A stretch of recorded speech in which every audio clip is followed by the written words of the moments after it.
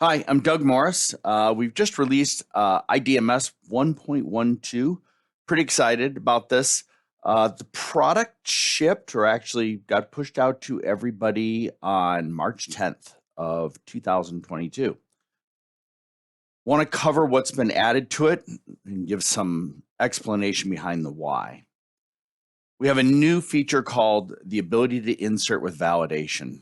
Really powerful when you have a list of, say, prospects, and some might be in the database and some might not. And you only want to bring in the ones that are not there. You do not want to update anybody else. There was some confusion about when to use contact or CS contact, so we've cleaned that up. We've enhanced and clarified how we do inserts on panels and user-defined tables when using the update functionality in iDMS. Sounds a little weird, but I'll cover that. We added a cool new sort capability. This is because whenever I would do a demo, sometimes I couldn't find a field, especially when one of those panels has 40, 50 fields in it, and I could not find it, and I don't know why iMIS sorted it the way it did, so we added ability to sort that. It was possible, and I did this all the time when testing, to actually do an insert with matching or an update and forget to actually put a value in when doing a match on. So we've required that. We've had the ability to import credentials in iMIS Professional. We removed the ability to delete committees. You really should not be deleting committees. You should be, when I say committees, you're not deleting the actual committee, the committee participation. You should be setting an end date on them. Now, if you truly do need to delete them, you did something terrible, you can still delete them with activities, but we've removed that ability because, like I said, we really don't want you using the product in ways that iMIS wasn't designed. And normally you don't delete someone from a committee, you take them off the committee by terming them out. So we added that ability. Once again, you can still delete the activity if you need to. Today, iMIS doesn't tell you if you try and insert or update an invalid product code or item ID. So we've added the actual ability for iDMS to check and make sure you have valid product codes. We had so many reports and tickets where people would say, hey, it just crashed. Well, it was crashing because the product code they were trying to insert or update didn't exist. But there was no way for them to know because iMIS wasn't telling them and iDMS wasn't telling them. So we've added that. Excuse me. Let's talk briefly about each of these. The ability to insert with validation on insert and update.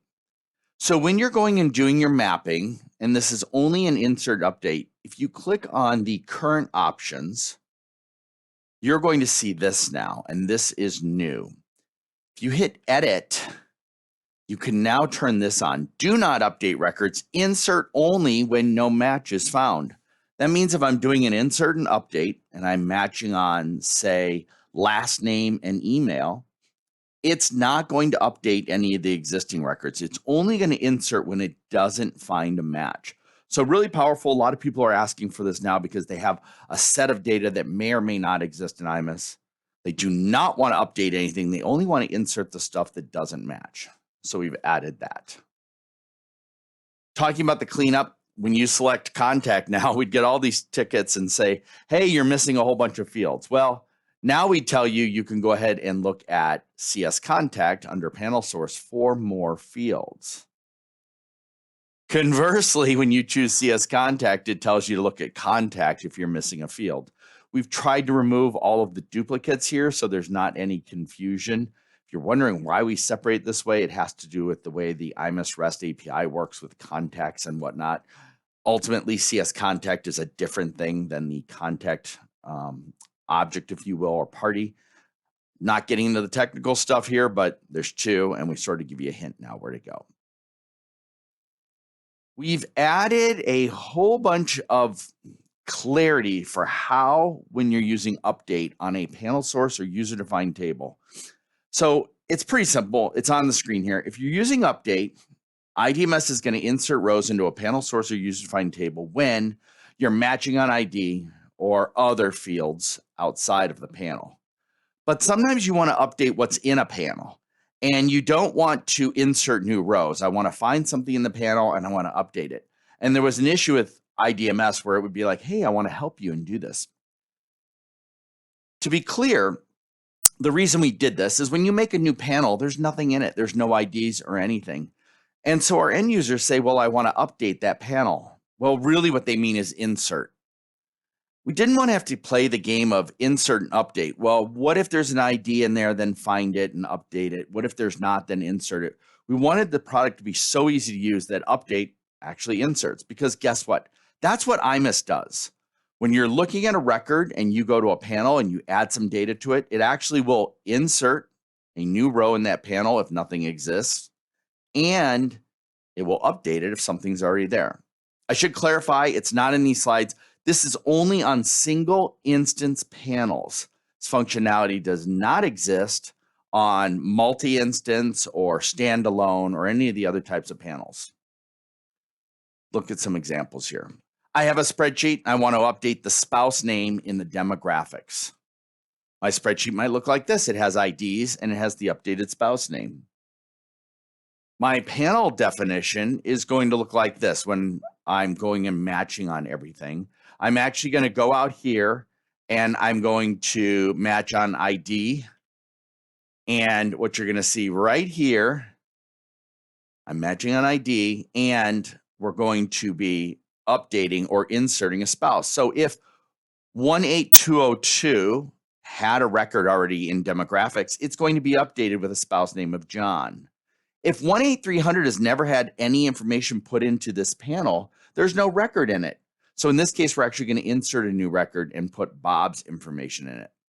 Just so you know, iDMS has always done this.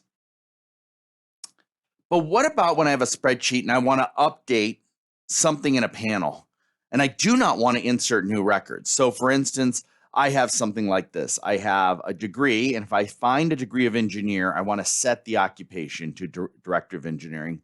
And if I find a degree of scientist, I want to set the occupation to scientist. My mapping is going to look like this. And the above is only going to update existing rows in the demographics because I'm looking for a specific degree. And if I find that specific degree, I want to update the occupation, but I do not want to insert new rows in the panel. This is new functionality, and it's really important for when you need to edit a panel or a user-defined table and you don't want to be inserting new records. Last but not least, what if you have a spreadsheet, say, of last name, email, and spouse? And what I want to do is I want to find these records on contacts. I want to match on last and email. And what I want to do is I want to update the spouse. Well, it's update or insert, right? I'm matching on email or last in the contact. And then on the panel definition or panel source, I'm updating the spouse field. Well, remember, it's going to insert rows into the demographics if there are missing rows. So in the case above, if Sally Smith already had a record in demographics, her spouse will be updated to John. If Rachel Waters did not have a record in demographics, a new row is going to be inserted with her iMIS ID, and her spouse name is going to be set to John. iDMS has also always done this, just to give you an update. I mentioned whenever I do a demo, I couldn't find a field, right? I will tell you this, the email field on here is always hard to find, especially when you're under pressure and you're doing a demo. So I challenged the team to add a sort button, and this is going to be really helpful when you have a million fields showing and they're in some random order.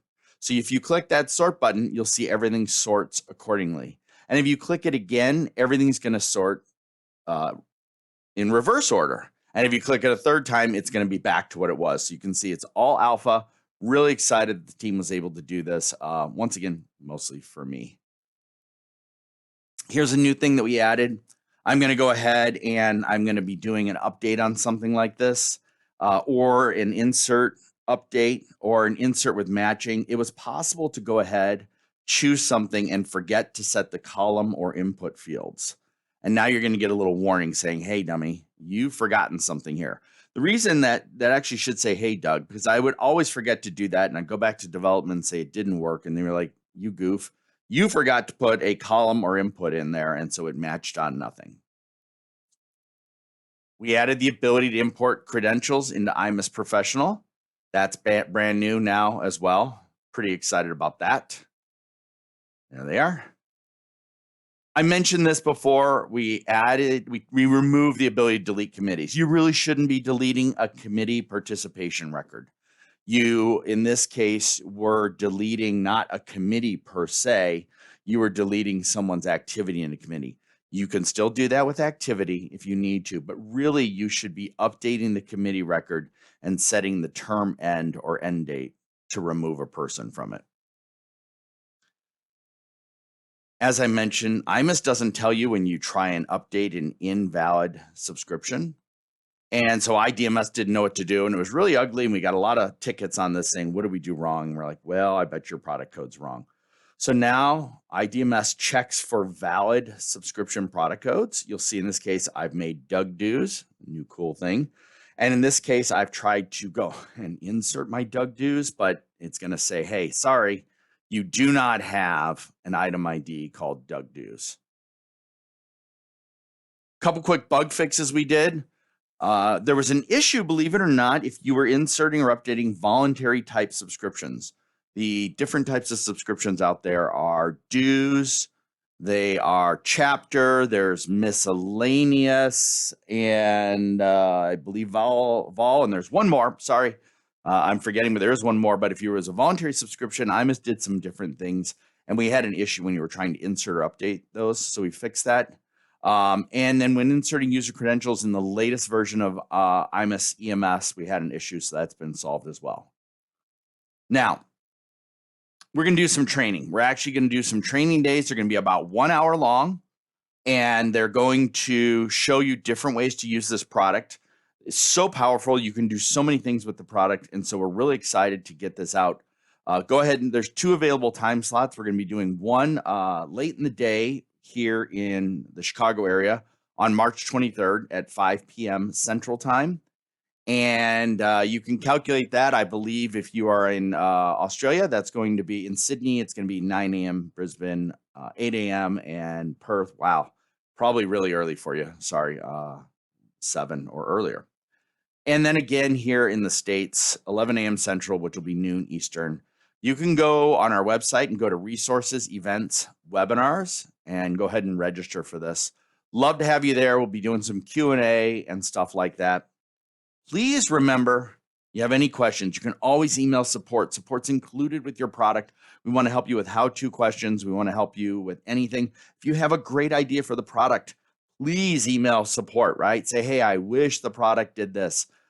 Take into account. We look at how many people have asked for things and the level of effort. So if one person asks for something and it's going to take 200 hours, I'm going to tell you, we're probably not going to do it, right? But hey, if 10 people ask for it and it takes 20 hours, we're going to knock it out. We're going to knock it out as soon as possible. Coming this year are the ability to import orders and event registrations. Super excited. Lots of work. It's going to take time. Our documentation is always a work in progress. Please do not hesitate to go there for anything. docs.csiinc.com. If something's not clear, please email us at support@csiinc.com. We'd love to figure that all out. Once again, thanks for listening. Appreciate the last 13 minutes of your time. And we are always here for you. Just email us at support@csiinc.com. Thank you.